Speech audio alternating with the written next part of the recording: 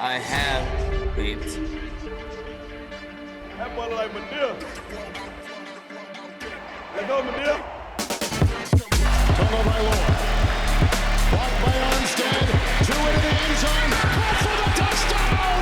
Caught for the touchdown! Waddle! Miami has taken the lead! That's what the I do! It's your two favorite degenerates back with another Day One Dolphins podcast, once again hosted by your boy Ouch. Follow me on Twitter at YFinsYY. Here with me, back, returned from the hiatus coaching, my fellow lifelong Miami Dolphins fan, Chief Sut. Please throw him a follow on Twitter at Chief Sut, aka Coach Sut. Follow our podcast Twitter at Day1 Dolphins. Stay up to date. Let's get down to it. What's going on, Sut? I'm 4-1, dog. Think this is this what Which the league? first. No, we're 4-1 in real life. Okay. The NFL league, dog. The National Football League. I believe it's the first time since 2000 or something like that. 2003, I believe. Yeah. So what? Yeah, That was Sammy Morris and Ricky. I think. The first Ricky. The first saga Ricky. Yeah. Before, we had another one that wasn't the same as that one, but yeah, that was the lightning one. That was 2003. They went 10-6. It was Dave. It was Mustache Dave, dog. That's why. Dave wants that, man. The OG. Yeah, I mean, he was a quarterback away from just greatness. Oh man, I'm looking at the Pro Bowlers from that year: Zach Thomas, Patrick Surtain, Sam Addison. Did you say Jason Taylor? No, neither one of them made it somehow. Jason Taylor might have been hurt. Nah, I demand a recount, however they got to do it. Yeah, right. What a time. That was like Marty Booker. Chris Chambers. I want to say Marty Booker was like 05. We definitely had Randy McMichael, though. Yeah, Oronde Gadsden. Man, Cody Reed's going to be fired up about the Oronde Gadsden drop. Jason Taylor was on. He wasn't hurt, I don't think. Was it just a down year? Yeah, maybe. I felt like he was 12 overlooking. They'd be overlooking. So, and then RIP Junior Seau was out there too. So, RIP the big homie. He came up in conversation the other day. This pair of girls pulled up on me in Dolphins gear. I was like, yo, nice. And one of them was rocking the 5.5. I'm like, oh, wow, the Junior Seau, RIP. And she goes, no. We can't wear that outside. RIP. This is Joey Porter. I'm like, okay. Oh, my goodness. They had a Joey Porter and a Zach Thomas. And I'm like, okay, I see you ladies. We're doing it out here. Yeah, that's the real deal. I respect them.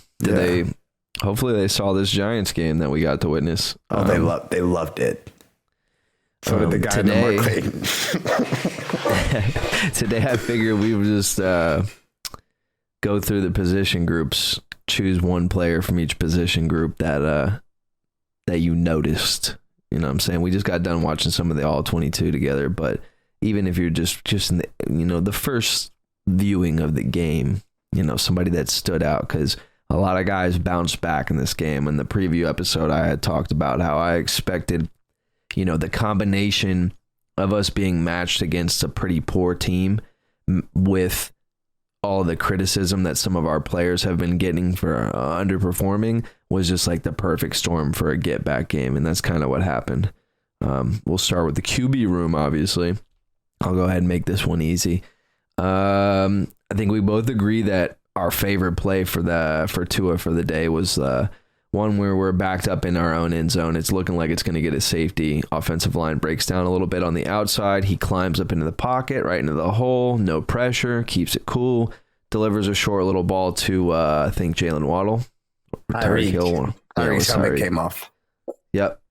For a large gain, too, and which would look like it could have been a safety, and that was cold, man. That was pretty good. So that was our favorite play there. And 2 interceptions. One's a pick six. Was a terrible decision. Mm-hmm. I think I said something on Twitter and in the chat that I think Tua is just so used to being able to make these pinpoint accurate throws in traffic that most quarterbacks don't even attempt, Right. that he kind of relies on his own confidence level. And I can't really knock him for that. You know, he makes it happen all the time. Mm-hmm. So we're just going to have to eat this one.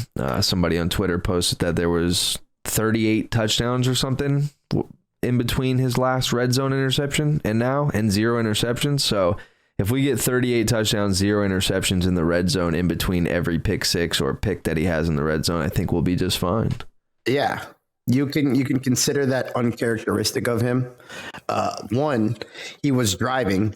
So what makes it really suck is that it was right before the half, and we know we can't throw red zone interceptions. We know we can't throw pick sixes, and we know we definitely can't do it right before the half. But it's Tua. That's uncharacteristic. It wasn't the end of the world. He still drove down, and I believe they kicked the field goal after that. And obviously he came back out in the second half and started slinging some more. But it's funny that we have the stats to prove that it was uncharacteristic, but while you're watching the broadcast, Jonathan Vilma, I'll refrain from cursing so that we don't have to put any extra effort in for this one. But you could imagine what I'd have to say about Jonathan Vilma. Let's just call him a loser. Yeah. You know, he played for the Jets. You know, so he knows what being a loser is like. He is a loser on and off the field, it seems. Tired of listening to him talk. But yeah, he said it was, Tua usually makes mistakes in the red zone. I'm like, what am I even listening to right now? These guys don't even watch games. It's crazy. And he's not prepared. Because if you want to say that, it's a quick Google search. Tua red zone percentages. They probably have somebody on a headset that he can just ask. But the broadcast was a mess, bro. Was it that everything? Bad? I was playing for the record, so I was watching it. It was pretty cool. I was watching on like a 40-inch screen or a 40-foot screen, like bro. They right had in front of me, but they were calling Daniel Jones Tua.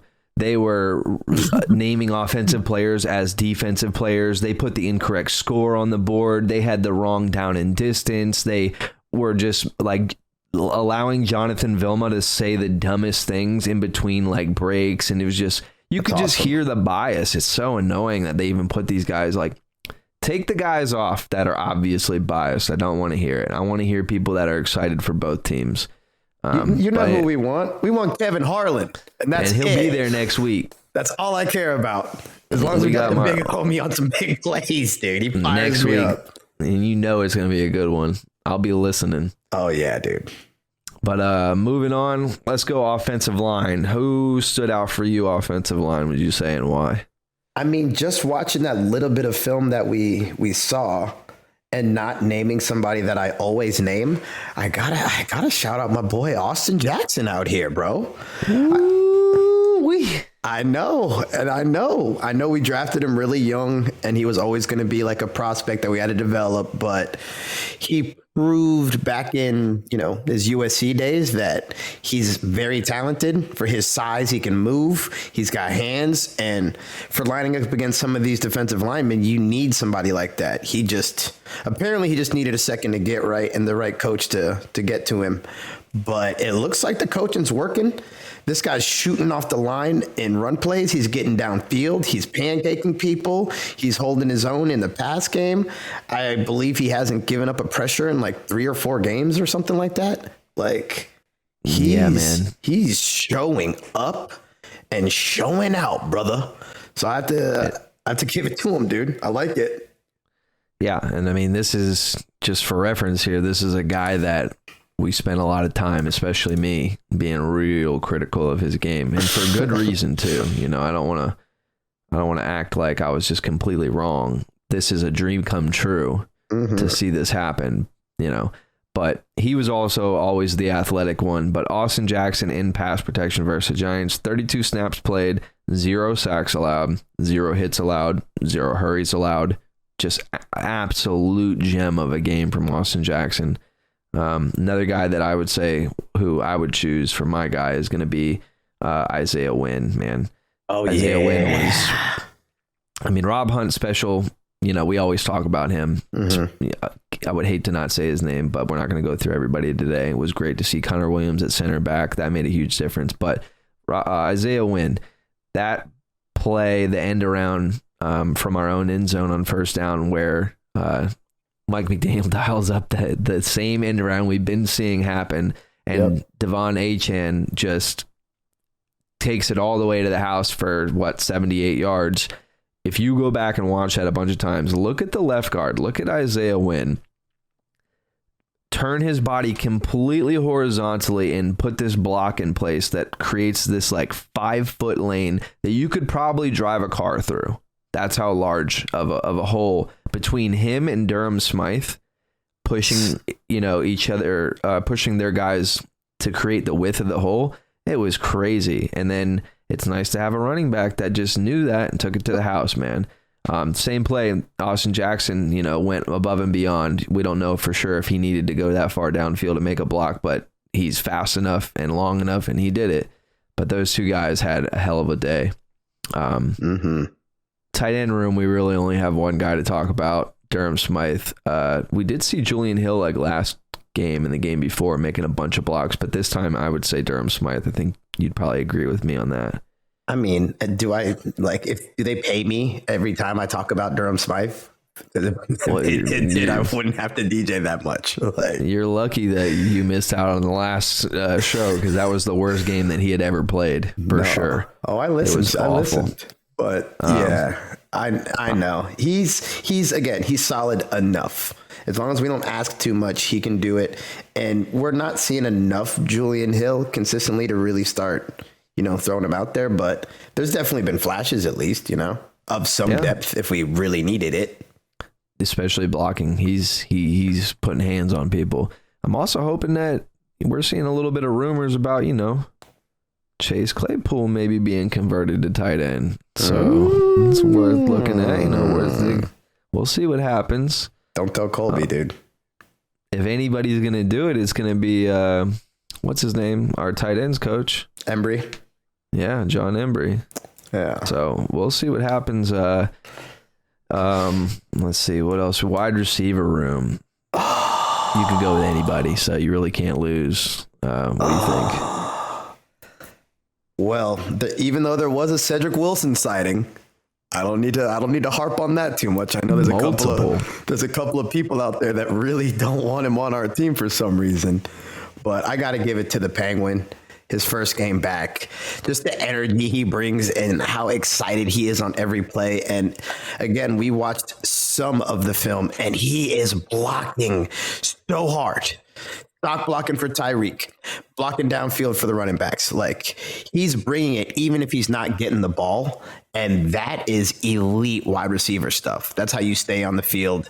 That's how it makes it unpredictable for a defensive coordinator to know what's going to happen, because most guys don't really block like that. And the way they take off, they have tells that this is about to be a pass where they're going to get the ball, or something that they're going backside, or if it's just a regular old run. You don't have that with Jalen or Tyreek, to be honest. We talk about Tyreek all the time, but shouting out the Penguin on his first game back, dude. I can watch him block. I can watch him take off.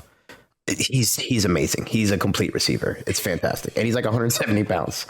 But yeah, I love all of our receivers blocking, to be honest. Nobody, maybe Robbie Chosen Anderson, whatever it is. He's the one that needs a little bit of work. Everybody else is pretty great at blocking, all of them, especially River Craycraft. But if I had to choose somebody for this game, I did love Waddle. Waddle got targeted the most, and I figured it would be a get-back game for him. He didn't obviously get all the completions that he was targeted with, but it could have been a very big get-back game for Waddle, and I expect to see another one soon.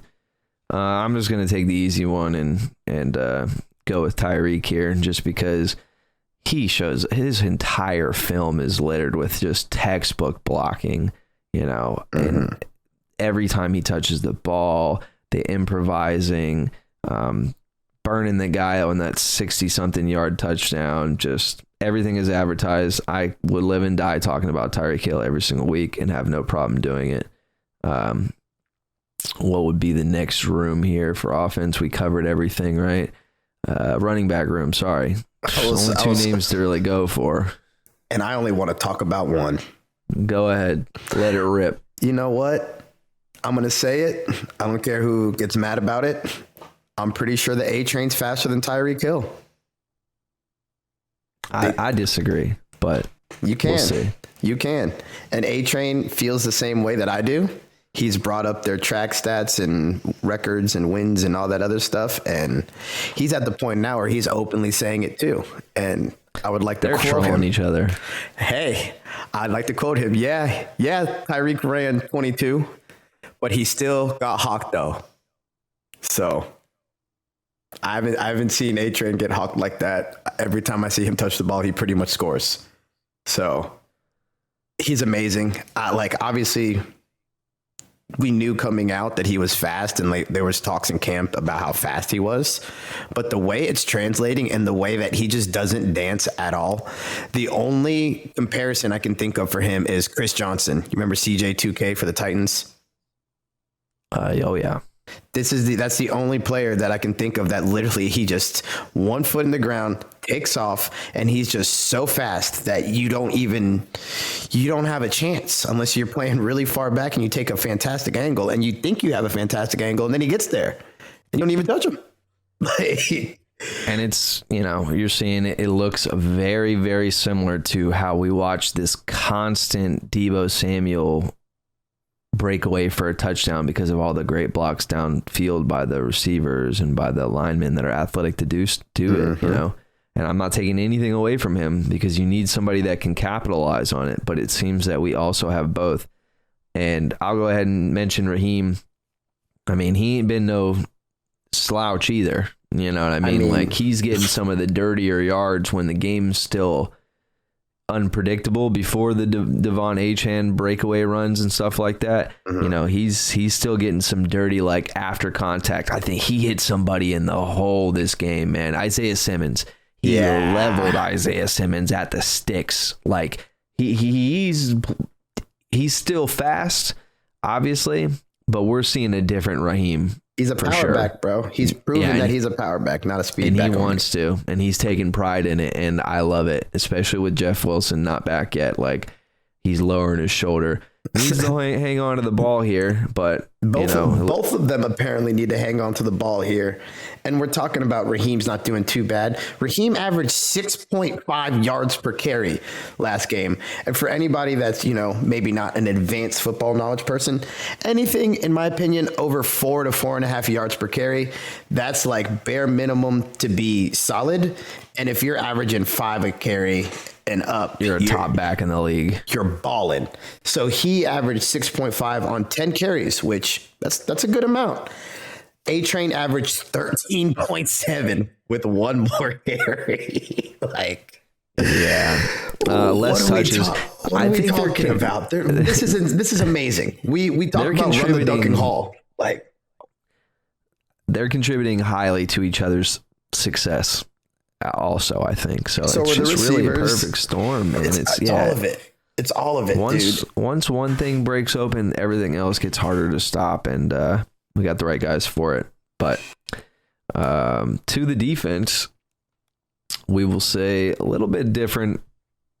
Not as high on the defense, obviously, coming into this game as we are the offense. But let's start with the D-line.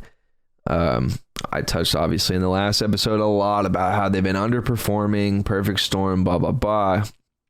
And we saw a lot of that. We saw them take advantage of this. A lot of guys started inflating those stats, kind of missed Jalen Phillips. He could have used some of those numbers for the end of the year, but Christian Wilkins came alive. I'm going to go, never mind. I'm going to go ahead and go with Bradley Chubb here just to play devil's advocate. So that's going to be my choice. I like that. Second highest graded player by PFF on the game. So okay.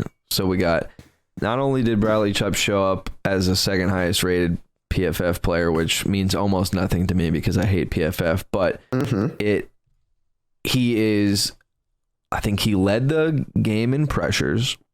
Kyle Krabs put out a statistic on his initial Victory Monday episode about how per snap, Bradley Chubb averages to be the closest to the quarterback pressure and leads the team in it. And you just saw that anytime, if you go and watch the film, I'd say half the time that a sack or a QB hit occurs, if it's not Bradley Chubb putting hands on the QB, it's him being the first person to pressure behind the line of scrimmage that ultimately ends up in someone else sacking the quarterback. Right. And those are things that matter and don't show up as easily when you're just looking for sacks. And he makes a big impact, and he had a huge game this game. Who you got? He was heavily involved. I'll give it to him. I am critical on Bradley Chubb, but we got 7 sacks, and he was pretty involved and pretty near the ball on basically all of them. So you got the PFF pulled up. Actually, how many pressures did they credit him with this? How many QB hits and pressures did they give him? So he had 4 hurries, 1 hit, 1 sack, 6 total tackles, 2 assists. No pressures? It doesn't log? It has hurries, which I'm pretty sure it's like the same thing. Gotcha. Yeah, that'd be 4. Pretty good day. Yeah, very good day. But are we doing, you want linebackers or just overall? No, just pass rushers for right now. Oh, my favorite, Andrew Van Ginkel. He's the best pass rusher on the team, and he's the lowest paid.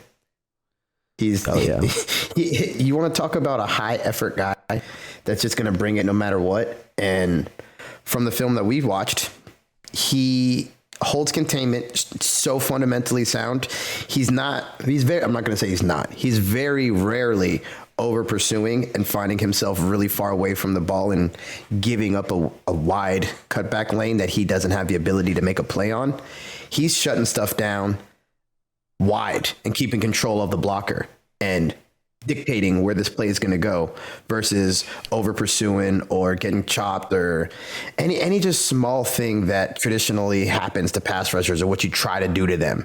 You want to get them to try to fly inside a little bit. That way you can break outside and get him to lose containment. And he just won't allow it. Even on jet sweeps coming his way, he's running all the way out to the sideline, arms fully extended, not letting himself get blocked. And the help's on the way, and he almost makes the tackle himself anyway. Like, he's an absolute stud, bro. We have to just keep starting him. My favorite thing to bring up about him is that he grew up in Rock Valley, Iowa. Population last year, 4,096. 4,000 people from his hometown. There are no minorities out there either. 0. Not 0, but very close to 0. The percentage is staggering. He got it out the mud. Yeah, he really did. And the irony is that they call that small little crummy town the city of opportunity, the place of opportunities. Oh, well, yeah, he's proven it. Yeah, he has. So does it also, before we move on from him, doesn't it feel like he always bats at least one pass down when he starts? He's just got a full bag of everything. Like, he's going to give you one of everything in his skill set. You know what I mean? And I feel like we got a couple guys like that. Love everybody that tries to punch the ball out every single play. Love the guys that try to bat down every single pass when they realize it's about to get off before they can get the pressure. You know, love guys that chase the ball down. Even if you're on the other side of the field, you're going toward the ball, hustling towards the ball every time. Maybe the Brian Flores era, you know, really did craft some of these guys and, you know, help them elevate their game, and maybe not. But Andrew Van Ginkel is one of those guys I'm very, very happy that has stuck around, and I don't see them letting him go after this season. You can't. You just started him, and this game he led the team in total tackles. He had a sack. He had quarterback hit. He had 7 hurries compared to Chubb's 4, Wilkins 5. 3 from Raekwon Davis. Nice. 1 batted ball. Like, he is just awesome. And we've seen him drop into coverage. Like, I can't speak highly enough of him, but we can move on. You want to go DBs? You want to go D-line? What are you thinking? I mean, there really ain't much to talk about for the other linebackers. You know, both of them play a very up and a very down game. You know, a lot of communication has to happen between those two. And out of everyone on the field, I do feel like that group is what's struggling the most right now to kind of catch up with the scheme here. Their responsibilities, you have multiple things they got to worry about, and they're just a little hesitant. You know, we saw on the film the David Long miscommunication where, you know, Cater and Deshaun Elliott are trying to yell at him what he needs to change and do. And then very last second, he tries to listen to them. It's too late. Now he's a step out of place and there's a completion. It's very reminiscent of the Elandon Roberts experience. When he's there, he's banging on you. And when he's not, it's usually his fault. So hopefully they get that cleaned up. But we can avoid talking about the linebackers altogether because of that. Move right on to the DBs. Who do you got for the DB that you notice the most here? Let's go ahead and make it corners and safeties. You have fully DB here. I'm going to go with somebody that you were giving a hard time to because he made one comment that you just didn't like that, wasn't that far off base. And Deshaun Elliott, that guy matters a lot for our defense. Don't ask me why. I don't know if he's just more comfortable with it, if he's played in it before, played in something similar. He's very open to communicating, and it seems like he's very good at it. And if there is a miscommunication on a play, he's immediately going up to the player and squaring it up real quick, getting it out the way. Hey, all good. Let's move on and get it right. And he's always around the ball, just as much as Javon. It's excellent. It's beautiful. But we also saw how bad it sucks when he doesn't play and how much of a drop off there is. And that could be because of his communicating or just his overall play. Hard to tell, but that's exactly kind of what you said on the last episode about Brandon Jones. Is it that Brandon Jones is playing this terribly, or is Deshaun Elliott playing this well? And it seems like Deshaun Elliott's playing this well. Yeah, especially when it comes to, like we just talked about, having to recognize the play. We really relied on Javon Holland for a lot of that. Elandon Roberts was pretty good at it too, to be honest. But now you're seeing Deshaun Elliott kind of be one of those guys, the guy who's just like, look, this is what's happening. This is a run play, move to the right, and he's very decisive about it. And we need that. We saw the switching off, who was the one that drops further back into coverage. It wasn't all Javon in the box. They had him come up close too. So it's nice to see that they are more interchangeable than Brandon Jones and Javon. When it's both of them out there, you kind of want Javon to be the one that has to play safer. And then you don't get to see him make the big splash plays down closer to the line of scrimmage that you get to when you have somebody you can trust. So huge impact player. And yeah, I don't think anyone liked him when he came to the team talking about that Lamar Jackson stuff, but we're far removed from that now after watching him play on the field. And what a great acquisition as well. Like Chris Greer again, making magic with just very subtle moves. And he's a guy that he played the same amount of snaps as Xavier Howard, which was 72. And the only people that played more plays than those two played 73 snaps. So Deshaun Elliott and X got a playoff that Jerome Baker, Javon Holland, and Cater didn't get. But he's in that company 5 games into the season where he's already a guy that basically doesn't come off the field. He came off the field one play on defense. David Long played 67. Yeah, Eli Apple got 66 while Van Ginkel's getting 60 and Bradley Chubb's getting 57. So see, now that brings me to my DB. I was going to go with Eli Apple. I do want to stop and appreciate Javon Holland, especially that play deep where he literally is running full speed, from yards away, but times it perfectly so that when he jumps and his hand goes in the air and he swats it down, all he really touched was the ball. He barely touched the receiver at all. He just flew in front of him and smacked the ball down, and it was a thing of beauty. And he played well outside of that too, but we talk about him all the time. I want to talk about Eli Apple. That's going to be my DB because, what a great game from Eli Apple, I thought, in general. He was, I think he had one where, Darren Waller got the best of him, kind of big boyed him. And shout out Xavier Howard, special mention too, because he was the only one that didn't get big boyed by Darren Waller. And I loved seeing that. But yeah, man, Eli Apple making a contribution to this DB room here, holding his own outside of there. I mean, it ain't Stephon Diggs, but it was a big difference than seeing Cater outside. So loved seeing that. We talked about it a couple episodes ago when he got really beat up on. And it's a simple formula. He's the person on the defense that you're going to target. As young as Cater is, he's pretty savvy. So you don't really want to target him if you can help it. And obviously you do not want to throw around Xavier and Howard unless you just catch him slipping. So by default, Eli Apple's going to get more attention than most. And he was the most targeted this last game. And 8 targets compared to 6 for X, 5 for Cater, 3-2, little things here Let's and there. hear those PFFs for the DBs. So, are we on point with what I thought here? Is Eli up there? I hope to God he is. Yes, he is. So Cater, do you want to go by coverage or just overall?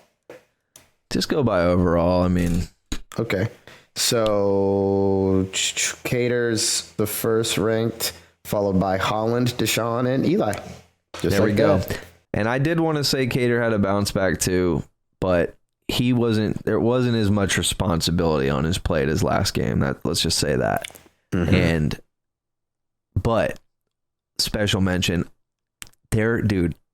If you're running a screen pass and Cater who is pressed up to the line of scrimmage, count your blessings, dog, because he knows it's coming. Check out of that. Call audible. Get something else. You don't want to do that. I'm telling you, bro. Audible right now because he knows every time, man. Yep. But that was a major bounce back game. But him and Javon are guys that we talk about every week. This is cool that we got to talk about Eli Apple and Deshaun Elliott, 2 guys that were new to the team that are making plays. And just, overall, the Vic Fangio philosophy really coming closer together here. We still really need to shore up some problems.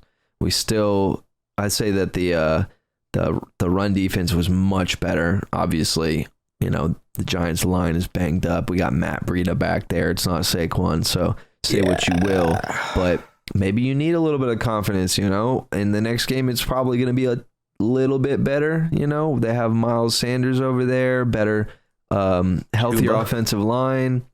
Yeah, Chuba Hubbard, better quarterback. Maybe we'll get a little bit of a test here, But for what it was, it looked great. The run defense looked much improved. Pass defense wasn't terrible. Definitely need to shore up some things. Some things responsibility wise, getting passed off or not passed off when they're supposed to. But over time, like I talked about last episode, this should get better week to week, man. And to see players like Eli Apple and Deshaun Elliott be the bigger contributors to a good game, that is a recipe for success.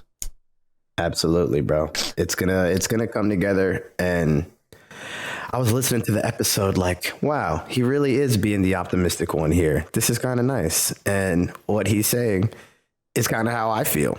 Like, it can only get better with how competitive and I guess just dog-ish everyone on our defense is. All of them want to put up big numbers and excel and lead the league in statistical categories. And they want to have home playoff games and go on a real run. So you put all that together.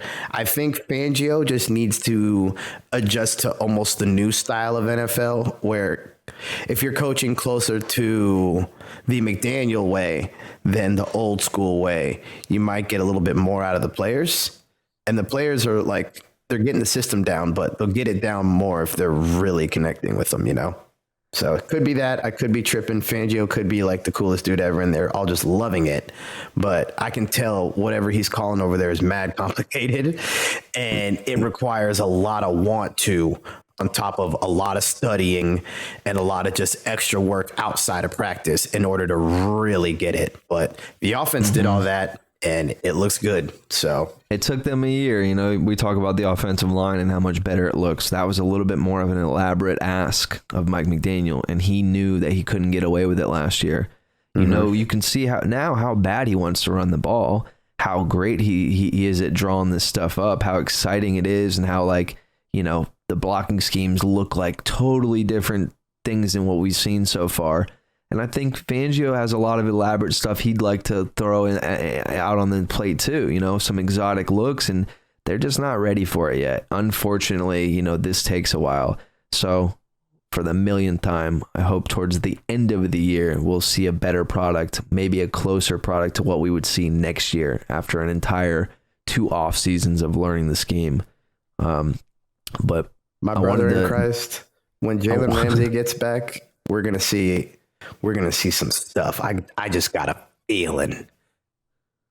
Yeah, I think so too, and I think that he's probably one of the most familiar, and I think he's got a lot of time on his hands to do homework right now too. So, but the score of the game yesterday, 16-31, right? Yeah. And preseason, I think you had it as 17-35. So pretty close, man. Not bad. We're going to hit one of these soon. I think, honestly, your score prediction for next week might hit. Mine, 28-21. Yeah, 17-38. I think, we're on pace for that, you know? That's what it's been looking like. But could get a little trappy out there. We'll see.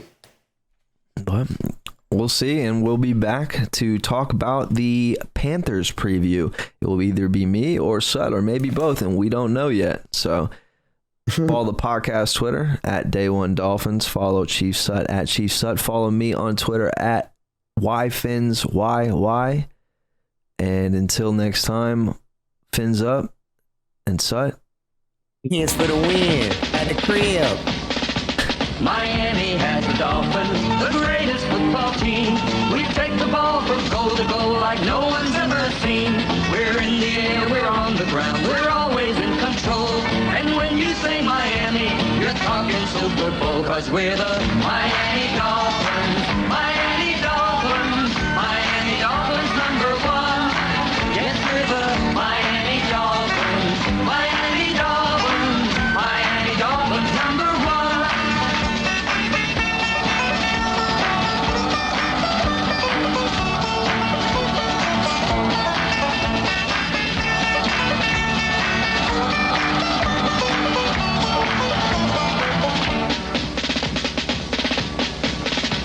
Miami has the Dolphins, the greatest football team. We take the ball from goal to goal like no one's ever seen. We're in the air, we're on the ground, we're always in control. And when you say Miami, you're talking Super Bowl, 'cause we're the